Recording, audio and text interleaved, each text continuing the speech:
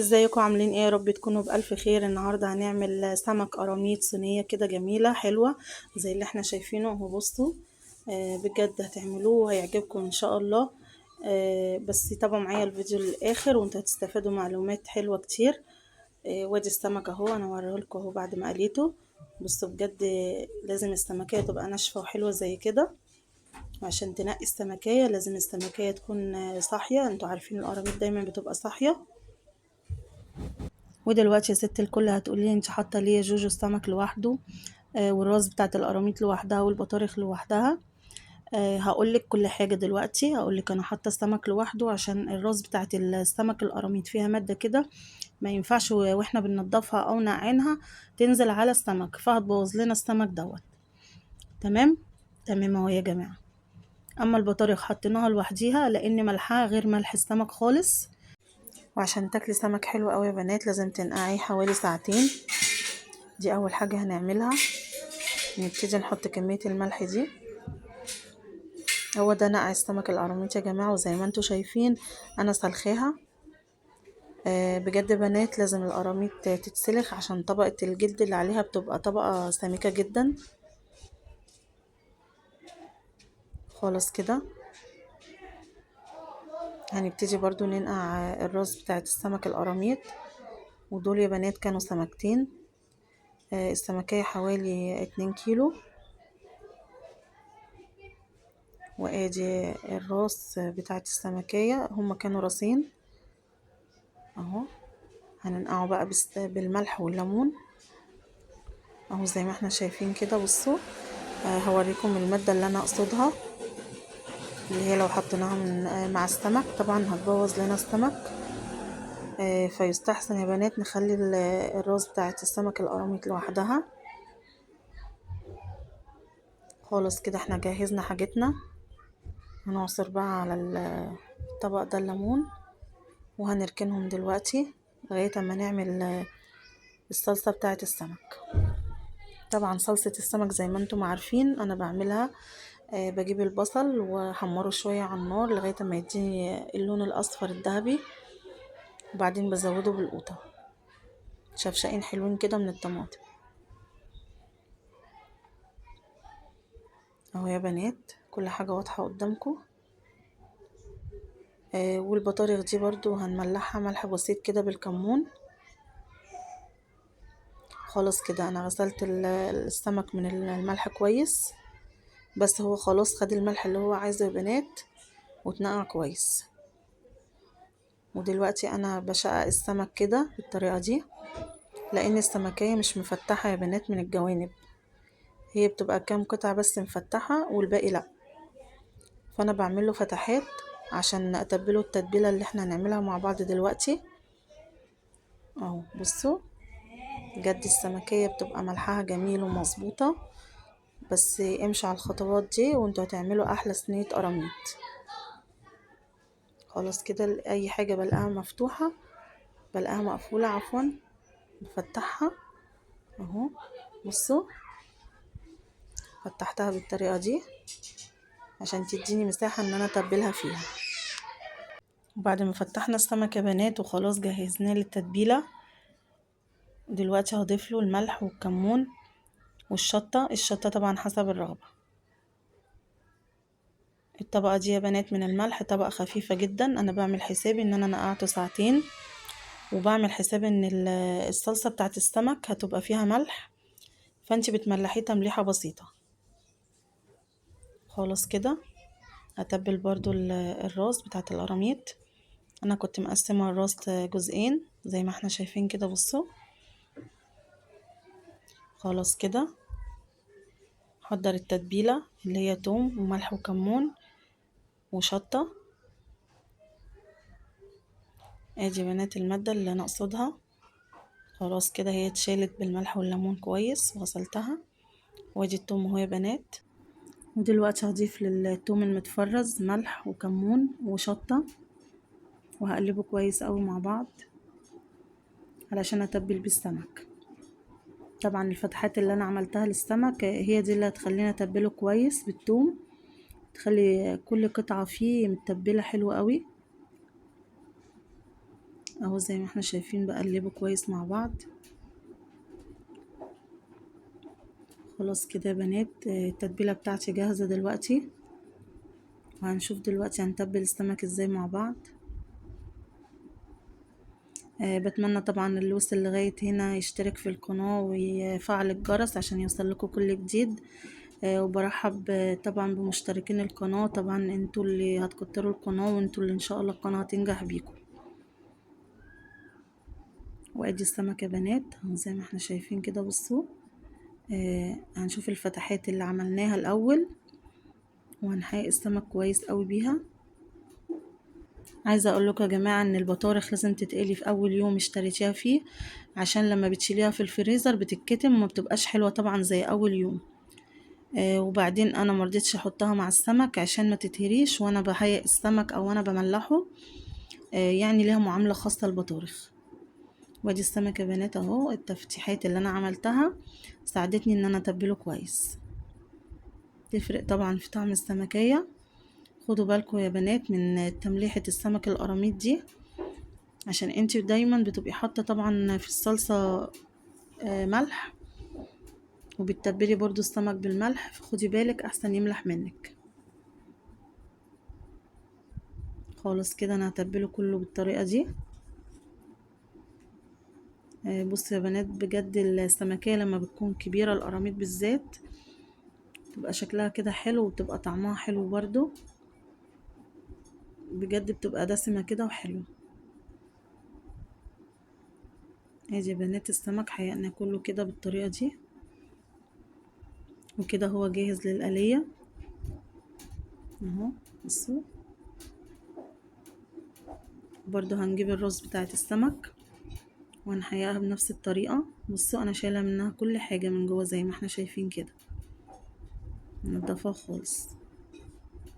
برضو هتبلها كويس بالثوم. واللي مش حابب الرز طبعا يعملها براحته، براحتكم يا جماعة، ما تعملوهاش.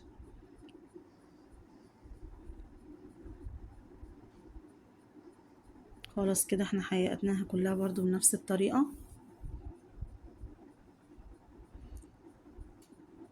ودلوقتي هنحط طاسة الزيت على النار لغاية ما يسخن، وهنتبل السمك بالدقيق، وهنبتدي نحط بقى السمك بتاعنا دلوقتي عشان نجهزه. حبايبي اللي لسه ما اشتركوش في القناة، انا بتمنى ان هم يشتركوا وبرحب بيهم. اما البطارخ يا بنات يا دوب بس بنحط لها الملح والكمون والشطة، ونقلبها على الوش التاني، ونملحها برضو بنفس الطريقة. وناخد بالنا يا بنات احنا واحنا بنقليها البطارخ دي بتفرقع، فخدي بالك يا اما تغطيها يا اما توطي النار وانتي بتقلبيها. خلاص كده هملحها من الناحية التانية اهو.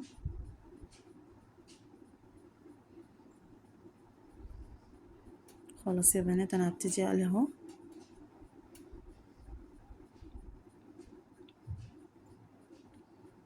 بضيف السمك في الدقيق، بديله طبقة حلوة كويسة كده من الدقيق، وبنشفه طبعا في القلية زي ما شفنا في اول الفيديو. بصوا يا بنات، هي تكات بسيطة في صينية القراميط دي، بس بتفرق كتير اوي في طعمها. انت لو عملتيها بالطريقة دي ان شاء الله هتعجبك. بتمنى طبعا ان انتوا تجربوها وتكتبولي في التعليقات.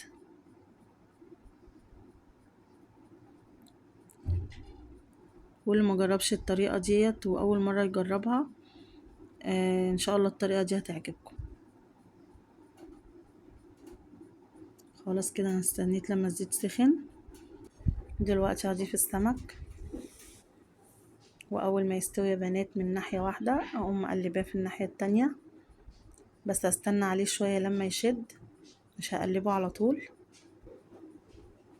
اهو يا بنات بصوا، نخلي السمكية كده متحمرة. في ناس يا بنات بتحط السمك القراميط في الصلصة دي نية، تحط القراميط نية يعني. بس انا بفضل الطريقة دي، السمكية بتبقى ناشفة كده وحلوة. عايزة اعرف رأيكم يا حبايبي، مين اللي بيعملها مستوية زي كده ومين اللي بيحبها نية، يضيفها في الصلصة يعني نية. وادي خلاص يا بنات السمك كده استوى اهو. بصوا بجد حلوة قوي يا بنات وهو مقلي، يعني انت ممكن تاكلي برضو واحدة كده وهو مقلي قبل ما تحطيه في الصلصة. بجد بالتتبيلة اللي احنا عملناها دي السمكة بتبقى تحفة. خلاص كده يا بنات احنا نشفنا السمك حلو، ونبتدي دلوقتي نطلعه. انا بطلع يا بنات على الورق ده عشان يشرب الزيت. خلاص كده يا بنات هقلي كمية السمك اللي عندي كلها بنفس الطريقة، اخليها اللون ده.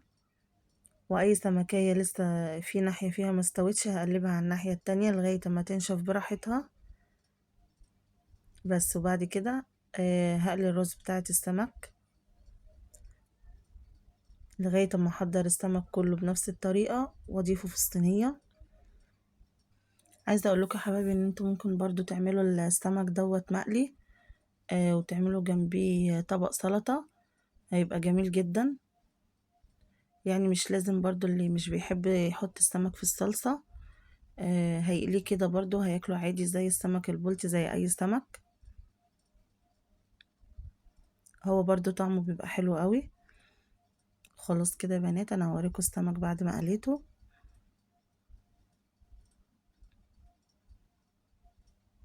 ادي السمك يا بنات بعد ما اتقلى، بجد شكله يفتح النفس حتى هو لسه ما اتحطش في الصلصة اهو زي ما احنا شايفين. خلاص هكمل بقية تقلية السمك اهو. خلاص كده احنا ظبطنا القلية وقلينا كل السمك، يعني كده السمك بيبقى جاهز ان انتي تحطيه في الصلصة وتظبطي الصلصة بتاعتك وتظبطي القوام. وهوريكم قوام الصلصة اللي انا عايزاه بس بعد ما اخلص قليه اهو دلوقتي. بتمنى يا جماعة اللي لسه ما اشتركش يخش يشترك فضلا وليس امرا، وان شاء الله القناة تعجبكم. برحب طبعا بمشتركين القناة. القناة بقول لكم طبعا مش تكبر غير بيكم. وادي السمك يا بنات اهو.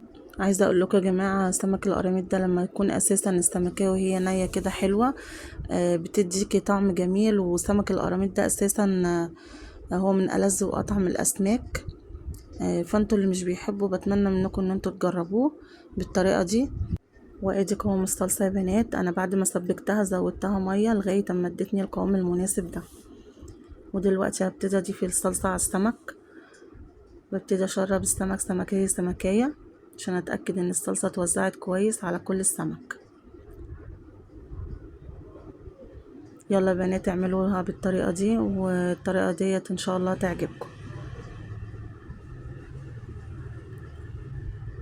وكل ما تكتري الصلصة بجد الصلصة اساسا بتبقى احلى من السمك يا بنات، فانتي كتري الصلصة عشان هتعجبك اكتر. بصوا بجد صينية قراميط شكلها يفتح النفس. خلاص كده انا وزعت الصلصة كويس قوي. هكون مشغلة الفرن على درجة حرارة 200. دلوقتي هحط الصينية في الفرن. وادي شكل الصينية يا جماعة اهو. ده كده قبل ما احطها واوريها لكم بعد ما اطلعها من الفرن هيكون شكلها جميل جدا.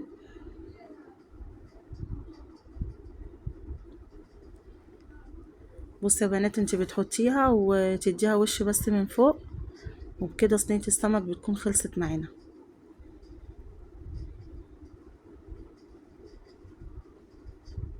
بصوا انا مكتره الصلصه كويس ازاي عشان زي ما انا قلت لكم الصلصه تعجبكم اكتر من السمك كمان. ممكن تعملي معاها رز بالبصل اللي هو رز الصياديه، وممكن تاكليها بعيش. انا حبيت اكلها بعيش كده وجرجير واحلى حاجه يا جماعه. ادي شكلها زي ما احنا شايفين كده. لسه كمان بقى لما اطلعها من الفرن هوريها لكم دلوقتي. شكلها بجد تحفه. خلاص كده انا دخلتها الفرن اهو. وادي يا بنات صينية القراميط بعد ما طلعت. طاجن تحفة تحفة يا جماعة، بتمنى ان انتوا تجربوه. يا رب الطريقة كلها تكون عجبتكم. بصوا بجد شكلها تحفة. حبايبي يهمني رأيكم في التعليقات، ايه رأيكم في الصينية اللي انا عملتها دي دلوقتي. ودلوقتي هنقدمها في الطبق. بصوا بجد شكلها روعة، وانا هقسمها دلوقتي قدامكم. بصوا يلا بقى اعملوها ودوقوا طعمها كده وقولوا عجبتكم ولا ايه. اهو زي ما احنا شايفين، بصوا بجد قطعة القراميط تحفة يا بنات. اعملوها يلا بقى كده وجربوها وقولوا لي ايه رأيكم فيها. بصوا لو عملتوها بالطريقة دي بجد هتعجبكم. بصوا بيضة ازاي من جوه كده وجميلة. بتمنى الفيديو يكون عجبكم.